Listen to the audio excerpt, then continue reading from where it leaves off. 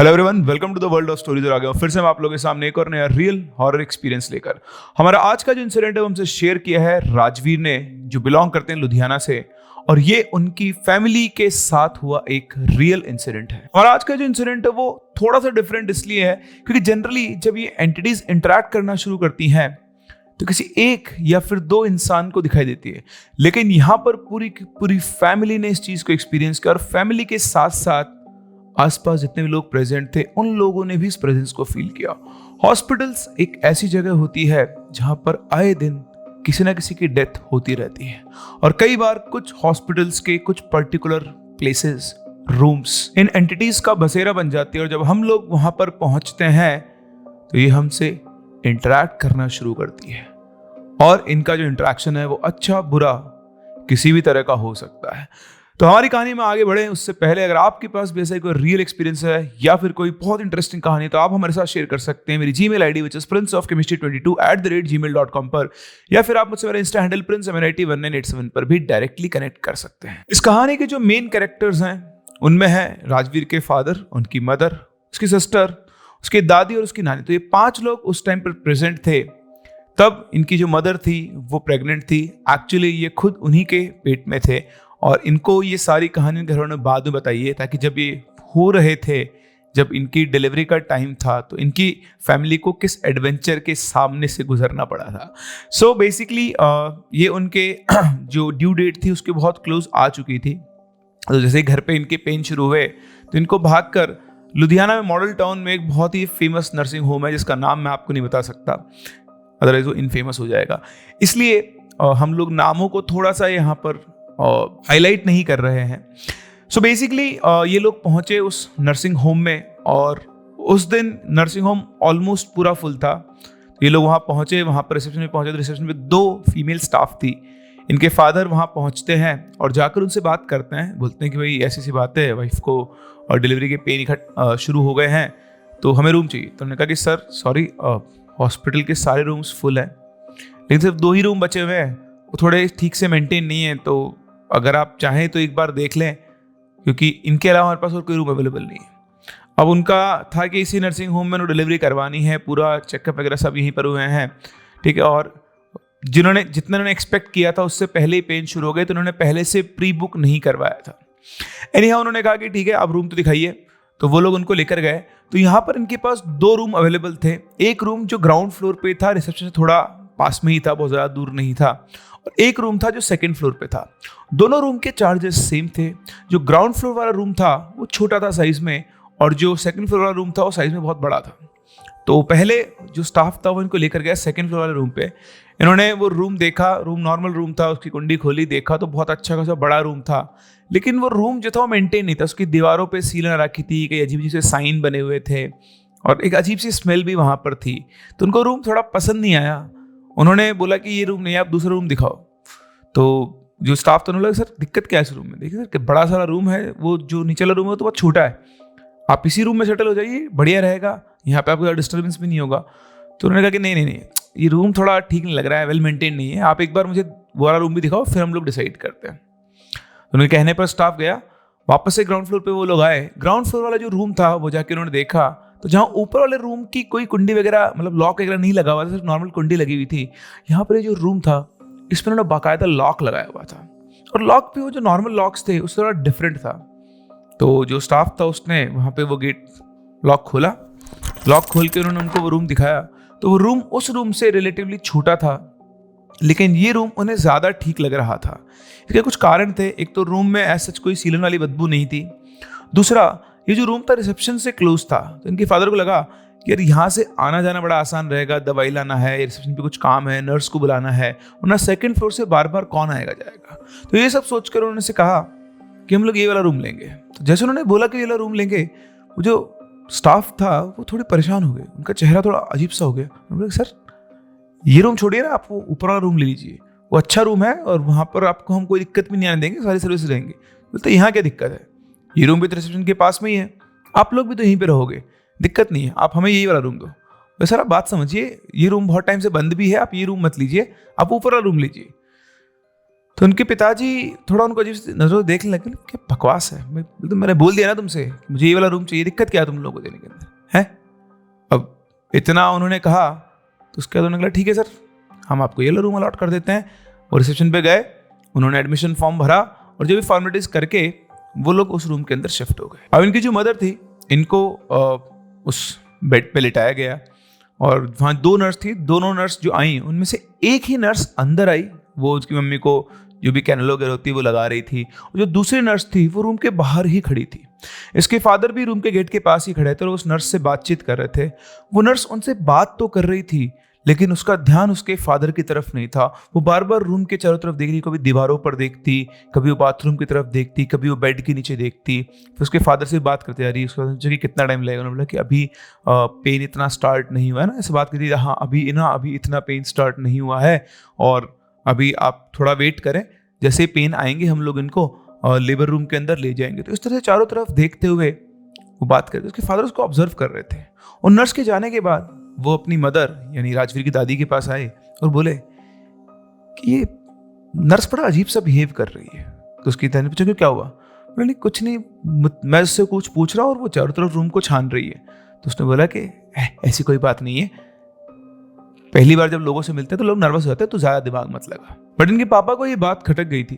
खैर उन्होंने भी ज़्यादा ध्यान नहीं दिया। अभी सब लोग वेट कर रहे थे। यहाँ पर इनकी जो दीदी थी, जिनकी एज थोड़ी ज़्यादा थी, करीबन 11 साल के आसपास की एज रही होगी उनकी, वो बड़ी एक्साइटेड थी क्योंकि उनको ये बोला गया था कि भाई अब तुम्हारे लिए छोटा बेबी आने वाला है तो तुम उसी का ध्यान, तुम उसको खिलाना, हम लोगों को परेशान करने की जरूरत नहीं है। तो ना छोटे बच्चे जब उनके भाई बहन आने वाले होते हैं वो बहुत एक्साइटेड से होते हैं, तो वो एक अलग ही एक्साइटमेंट के अंदर थी।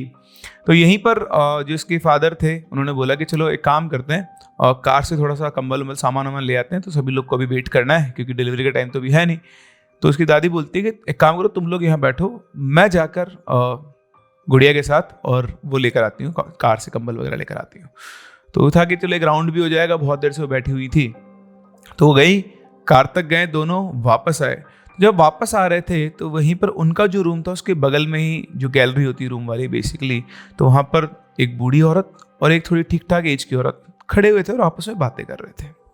तो आप जानते हो जब 2 लोग बात कर रहे हैं और एक और जो ओल्ड एज की लेडी हो, तो वो भी उनके साथ जाके खड़ी होकर उनसे बातचीत करने लगी। उनसे पूछी कि अरे नमस्कार बहन जी, क्या आपका हो गया डिलीवरी का टाइम? तो उन्होंने बोला नहीं अभी हमारा तो नहीं हुआ, लेकिन आपने ये वाला रूम लिया है क्या? तो उन्होंने बोला हाँ जी हमने ये वाला रूम लिया है।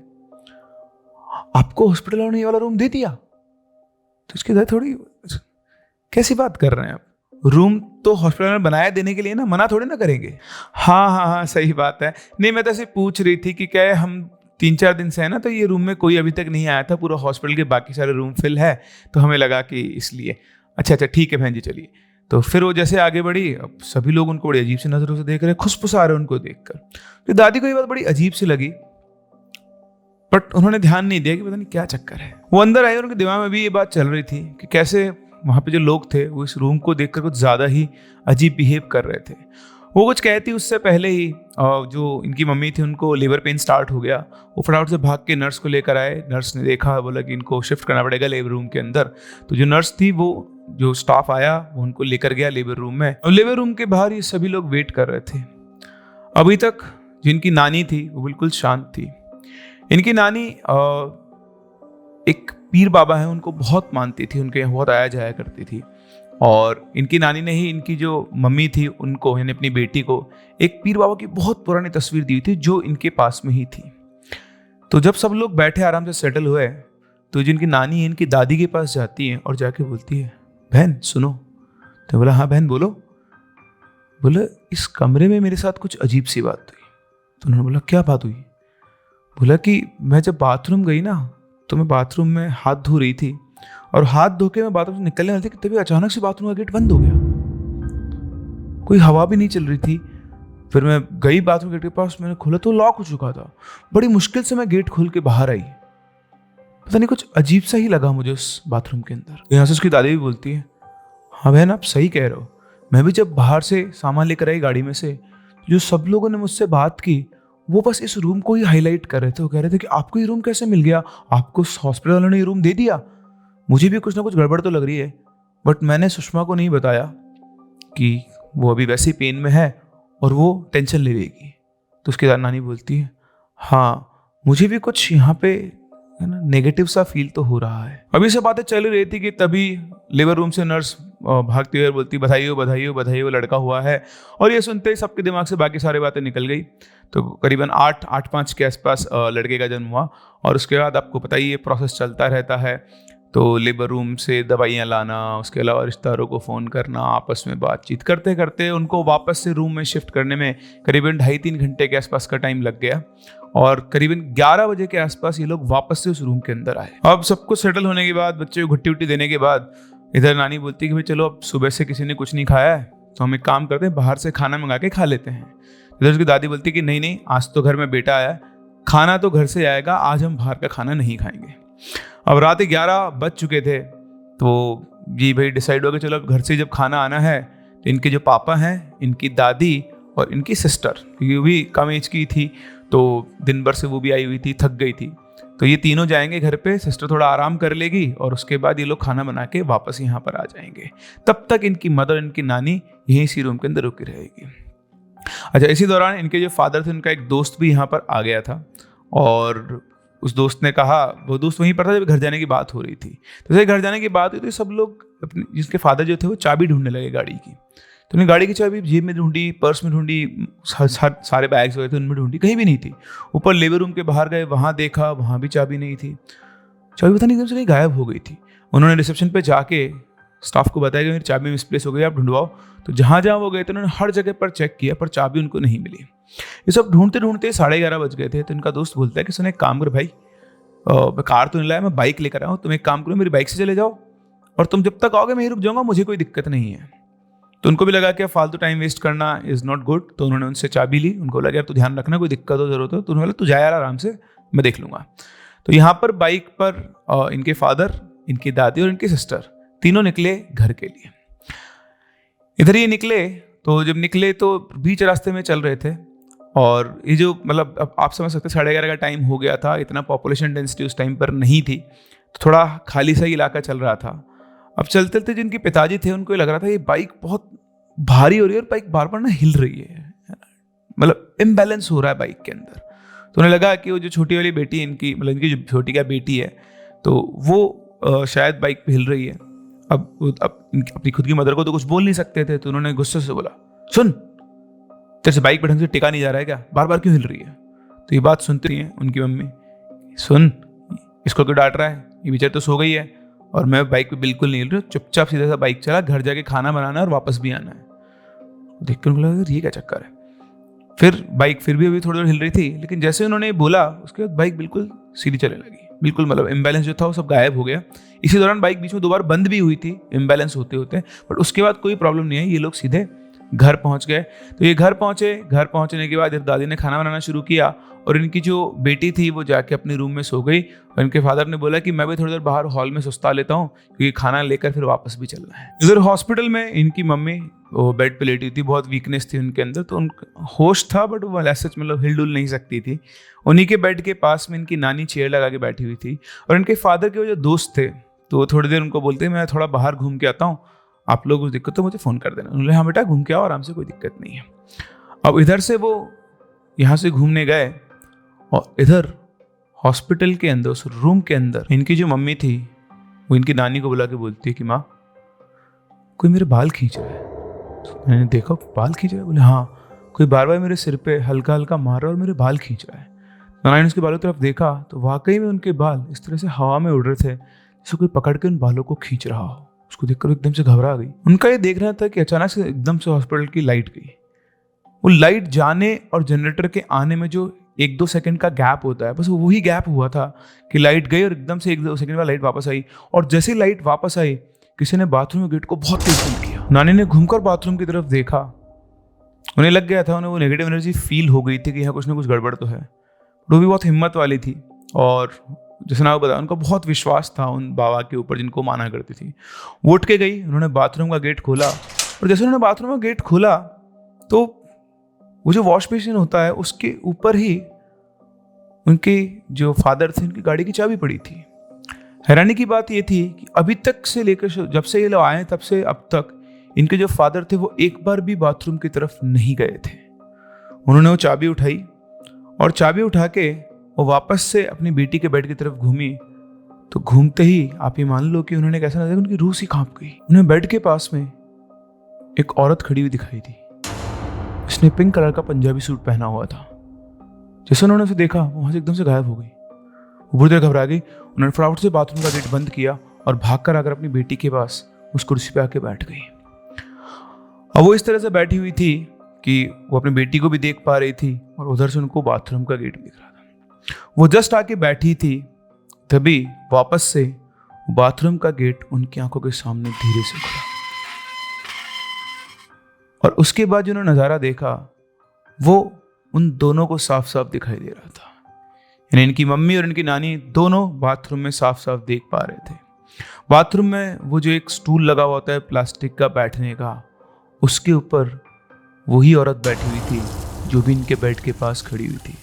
वही उसने पिंक कलर का पंजाबी सूट पहना हुआ था, उसके बाल उसके चेहरे को ढके हुए थे और उसने बाथरूम का जो नल था उसका टैप ऑन कर रखा था। इन दोनों की आंखों के सामने वो उठकर बाहर आई। इन दोनों को साफ साफ दिखाई दे रही थी। वो एक नॉर्मल औरत की तरह ही थी। ऐसे नहीं था कि उसका चेहरा डिफॉर्म था, कुछ भी नहीं था। बस एक नॉर्मल पिंक सूट के अंदर जो पंजाबी औरत थी, बिल्कुल वैसी औरत थी। वो चलती इनके बेड के पास आई और वहां आकर खड़ी हो गई। वो उस बेड के ऊपर या बिल्कुल उस पर टच नहीं हो पा रही थी। उसने उस बेड के चारों तरफ घूमना शुरू किया। यहाँ इन दोनों की हालत खराब हो चुकी थी, ना ये कुछ बोल सकते थे ना चिल्ला सकते थे।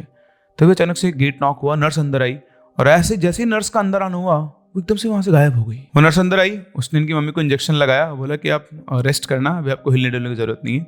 एक बार उसने चारों तरफ रूम में देखा और चुपचाप वहां से चली गई। अब इन दोनों माँ बेटी को ही सब कुछ झेलना और संभालना था। तो दोनों ही बहुत हिम्मत वाले थे, दोनों ही अपने भगवान में बहुत विश्वास करते थे। इनकी जो मम्मी थी वो शंकर भगवान की बहुत बड़ी भक्त थी और उनको कुछ स्पेशल मंत्र आते थे। अब उस नर्स के जाने के बाद इन्होंने अपनी माँ से बोला कि माँ एक काम करो, तुम जाओ बाथरूम का गेट बंद करना और एग्जॉस्ट फैन ना उसको ऑन करके आ जाना। नानी उठी और जैसा उन्होंने कहा वो करके आ गई। इधर से नानी की उठते ही इनकी जो मम्मी थी उन्होंने अपने वो मंत्र पढ़ना शुरू किया। वो बहुत सेफली गई, आराम से उन्होंने गेट बंद किया एग्जॉस्ट फैन ऑन करने के बाद और आखिरी जगह बैठ गई। और जैसे अपनी जगह पर आकर बैठी, अंदर रूम में से एक औरत की बहुत तेज चिल्लाने की आवाज आना शुरू हुई, जैसे कोई उसे पकड़े खींच रहा हो। अंदर से बार बार बाथरूम का फ्लश चल रहा था, जिसकी आवाज़ साफ साफ बाहर रूम में सुनाई आ रही थी। और उसी के साथ साथ एक औरत की बहुत तेज चिल्लाने की आवाज़ आ रही थी।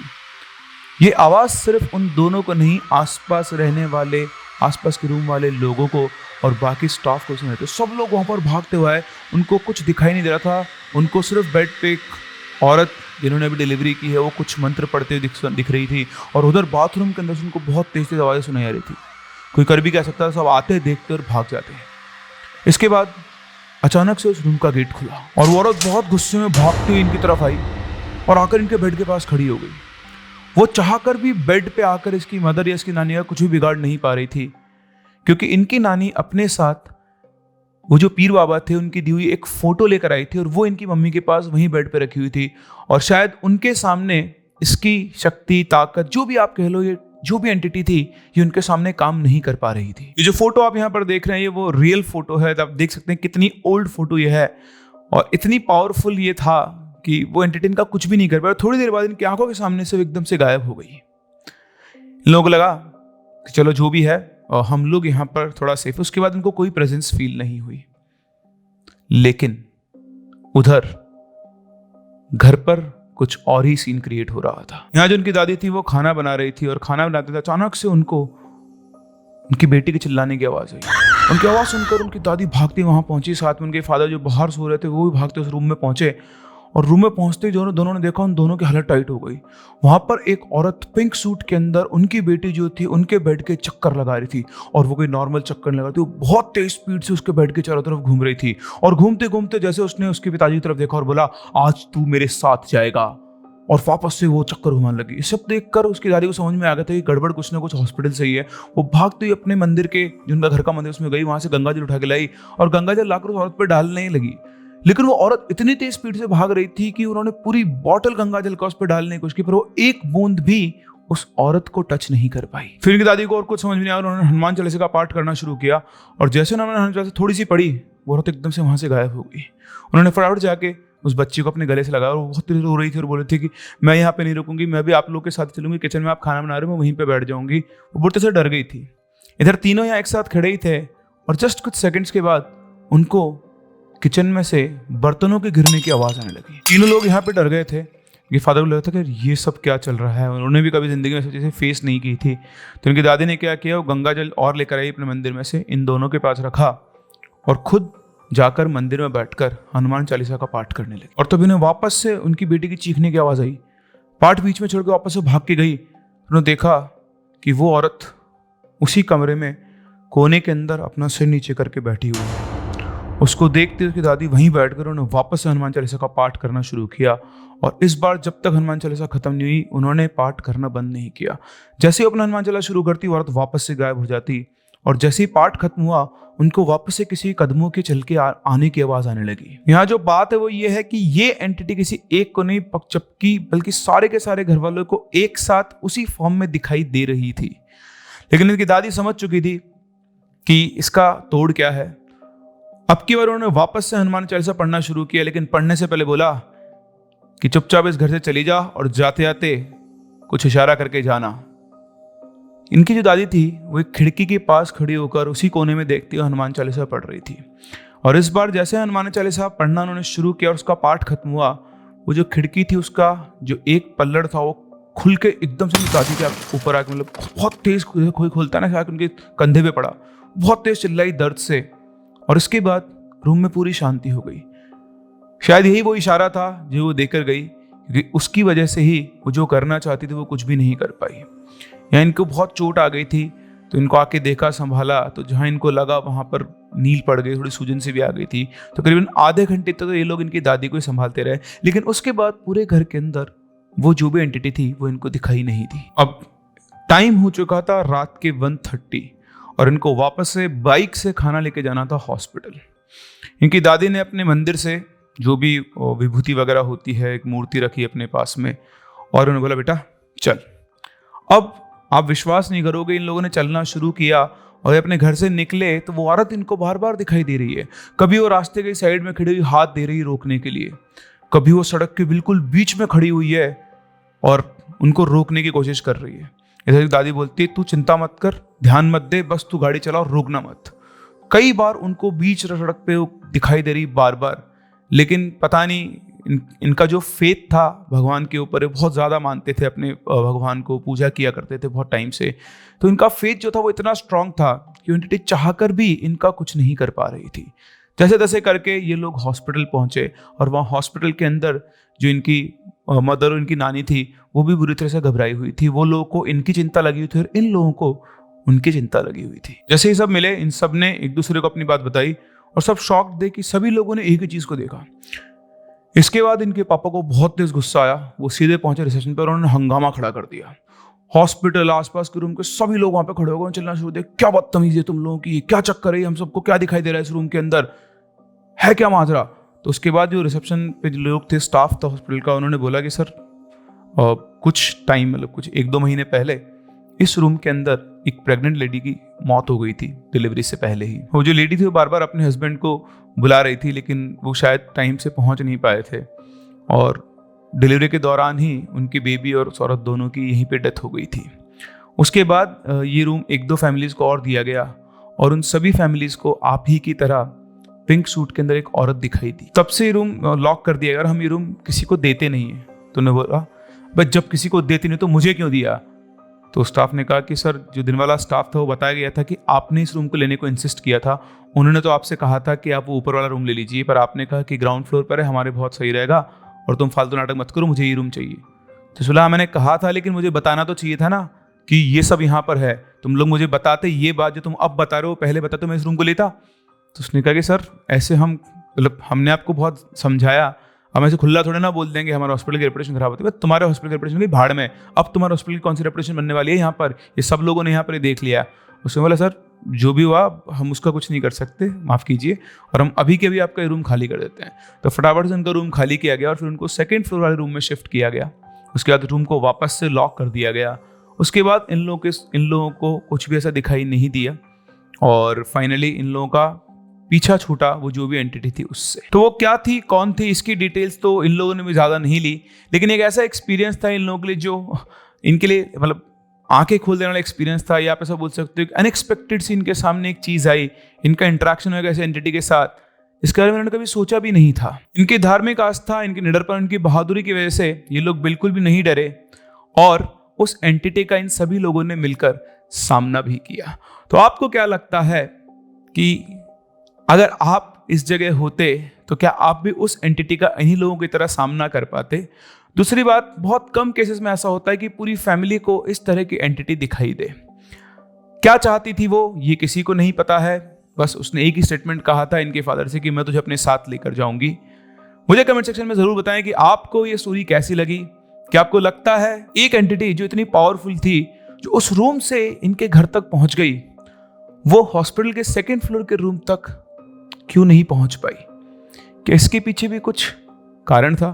क्या वो सिर्फ वो रूम ही चाहती थी या इसकी इच्छाएं कुछ और भी थी? आप लोगों का क्या ओपिनियन है मुझे कमेंट सेक्शन में जरूर बताएं।